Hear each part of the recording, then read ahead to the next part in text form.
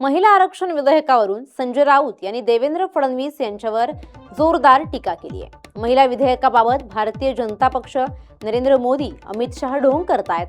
2023 मध्येच महिला आरक्षण मंजूर झालं, त्यांनी आता डिलिमिटेशन घुसवलंय। मग तेच विधेयक पुन्हा आणून कोणाला मूर्ख बनवतायत असा सवाल राऊतांनी विचारलाय। डिलिमिटेशनच्या मुद्द्यावरही त्यांनी फडणवीसांना लक्ष करत कानातले बोळे काढा, महिला आरक्षण आधीच मंजूर झालंय असा टोला लगावलाय। आरक्षण किंवा महिला धोरणाबाबत दुटप्पी कोण, हे हा प्रश्न देवेंद्र फडणवीस यांनी स्वतःला विचारायला पाहिजे। त्यांनी थोडासा अभ्यास करावा लागेल। आता त्यांचा थोडा अभ्यास तुटत चाललेला आहे। त्यांना आता दिल्लीत जायचंय परत केंद्रीय मंत्रिमंडळात।